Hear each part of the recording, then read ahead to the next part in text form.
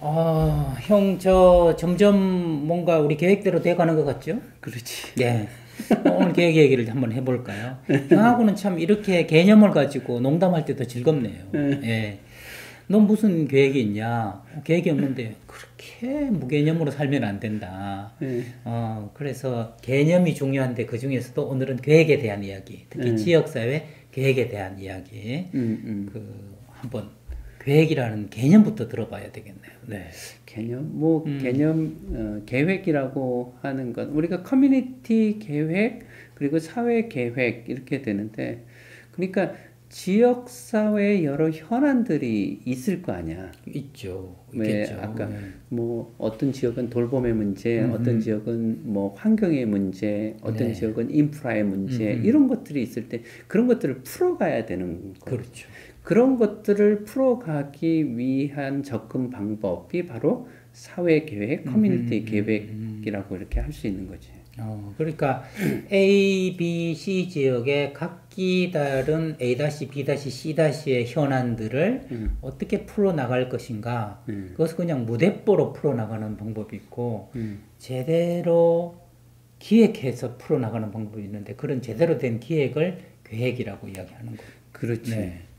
커뮤니티 계획과 관련돼서는 우리나라의 지역사회 보장 계획이 운영되고 있고 일본에서도 그 지역사회 복지 계획이 운영되고 있으니까 사실은 지역사회 보장 계획이라고 하는 거는 기초자치단체, 시군구 그리고 그 위에 이 광역 자치단체에서도 당연히 세우기는 하지만 그렇다 그랬을 때 그러면 그 지역사회가 가지고 있는 여러 복지 현안들, 욕구들, 이런 것들을 조사를 하고 거기에 대해서 대응하는 그런 이 접근 방법, 해결책, 해결계획, 이런 것들을 만들어서 제시하고 추진하는 것이 지역사회 보장계획이잖아. 예. 그럼 형, 계획을 잘 세우려면 무엇이 필요할까요?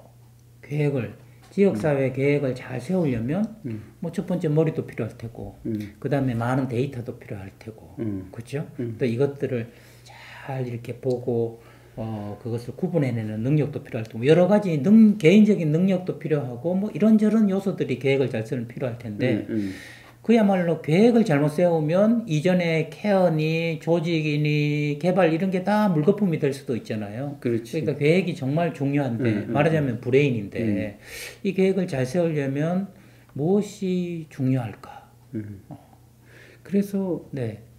여기 그 커뮤니티 계획이나 사회 계획에서의 사회복지사회의 가장 중요한 역할은 전문가의 역할인데 네. 그 전문가라고 하는 것이 기본적으로는 지역사회의 현안이 무엇인가를 파악하는 능력이 이제 필요한 거고, 그런 현안을 파악을 했을 때, 그러면 그거를, 어떻게 하면 효과적으로 해결해 나갈 수 있을까라고 하는 방법론을 찾는 것이 또 중요한 능력이고, 그래서 커뮤니티 계획이나 지역사회, 그 사회계획 모델은 전문가 모델이라고 이렇게 보통 얘기하는 거예요. 그렇겠어요. 지금 듣기만 해도 제 머리가 아파오는데요. 겁도 나고, 이거를 꿰뚫어 볼 수 있는 현안을 딱 파악하고, 그 다음에 자원 같은 것들도 잘 알고, 이거 거의 고청장 수준이라는 느낌까지. 아니, 그런데 네. 그런 것들을 사실은 예전에는 전문가가 파악한다 그렇게 됐지만 지금은 주민들이 함께 파악하는 거. 그래서 방법론으로는 그 최근 2000년대 이후에 커뮤니티 실천 쪽에서는 참여 행동 연구라고 하는 방법론이 도입이 돼 전문가가 외롭게 혼자 파악하고 하는 게 아니라 함께 한다는. 왜 우리가 사회복지사가 클라이언트와 같이 클라이언트의 욕구나 어려움을 해결해 나간다라고 했을 때도 사회복지사가 임의로 파악하고 판단하는 게 아니라 클라이언트와 함께 파악해 나가는 거잖아요. 마찬가지로 전문가가 지역사회 주민들과 함께 파악해 나가야지 그것이 이제 제대로 된 이슈 혹은 그 문제, 욕구라고 할 수 있는 거죠. 조금 제가 예를 들어 보면 저는 이제 가정폭력 상담 분야에서 27년 동안 있었단 말이에요. 있으면서 정부에서 만든 표준안을 제가 2번 공동 연구자로 참여해서 만들었어요. 근데 그 매뉴얼이 외면을 당했거든요. 왜냐하면 가정폭력 상담소의 경험과 함께하지 않았기 때문에 그러니까 교수들끼리 따로 모여서 그걸 만들어서 보내니까 이런 얘기까지 있었죠. 이 책이 유용한 이유는 여러 권 합치면 여름에 베고 잘 베개 높이가 된다. 얼마나 그 모욕적인 이야기예요. 근데 그런 이야기가 안 들리도록 하려면 지금 참여 행동 이것을 했어야 된다는 거죠. 그렇지. 그 사실은 그것을 한번 느낀 적이 지역에 전부 다 그 대표되는 상담소장들이 와서 자기들은 어떤 프로그램을 하고 있다는 것을 소개하고 우리는 어떤 걸 만들려고 한다는 거를 하는 시간이 있었어요. 그때 제 가슴이 뜨거워지면서 그래 이거구나. 이런 욕구를 여기 프로그램에 반영해야 되는 거구나.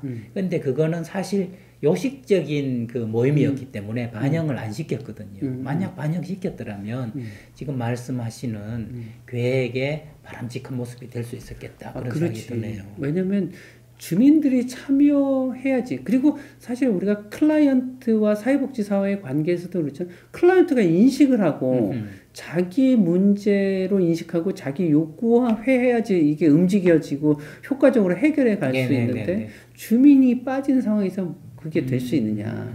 그런데 이게 이 참여 행동 연구라고 하는 게 이제 영어로 participatory action research인데 이게 어떤 개념이냐면 액션이 곧 리서치고 리서치가 곧 액션이다. 뭐냐면 그러니까 욕구를 찾는다, 현안을 찾으려면 주민들한테 그냥 한번 물어봤고 되는 게 아니잖아. 그러면 찾는 모임들을 계속 해야 되는 거야. 그럼 거기서 찾아지잖아? 그럼 그건 액션이야. 근데 그게 곧 리서치야. 그래서 참여 행동 연구 이렇게 표현되는 건데 그것이 곧 방법론이 되는 겁니다. 저는 그것이 이렇게 요약이 되네요. 형이 지금 이런 유튜브를 만들어서 사회복지사와 사회복지를 배우는 대학원생, 학부생들한테 좀 전달하고자 하는 계획을 세운 것은 독단적으로 연구실에 앉아가지고 이게 필요하겠다가 아니라 학생들과 수업하고 그다음에 구청이라든지 사회복지 관련된 데 가서 현장의 목소리를 듣다 보니까 이게 개념이 불명하니까 계속 헤매고 힘들어하는 걸 보면서 무엇보다 개념을 분명하게 잡아주는 것이 제대로 하는데 도움이 되겠다 싶어서 그 방법으로 유튜브가 적절하겠다. 그럼 누가 또 적절하겠냐? 이서원이가 적절하겠다. 생각해서 계획을 세워서 한 거니까 이것은 research is action이고 action is research고 그러니까 우리 삶의 전반적으로 모든 것에 사랑이 있듯이 계획도 이런 지금 계획에서조차 그 action is research, research is action 하는 것들이 그대로 들어있는 거라고 저는 생각이 되네요. 이게 그 사회계획이나 이런 것들이 이제 처음 등장하게 된 건 이제 대공황이나 이런 데서 그리고 또, 그 영국도 복지국가가 되고 그랬는데 그 지역 내 그 많은 외국인들이나 흑인들이나 이런 사람들이 오고 그러면서 여기에 대응하는 것이 그냥 지역 그 기초지자체 단위에서의 그런 접근 갖고는 안 되겠다라고 해서 국가에서 이 대대적으로 어떤 게 문제야, 어떤 거를 해결해 나가는 게 좋을까 이런 것들을 대대적으로 했었잖아요. 그것이 이제 하나의 모델화돼서 그것이 이제 커뮤니티 단위로 내려와서 이제 이런 것들이 된 그것이 모델이 이제 미시 모델까지 내려온 게 계획이다. 개념을 하면 할수록 선명해지는 느낌. 가야 될 방향들이 저는 처음에 왜 개념을 이렇게 하시려고 하지?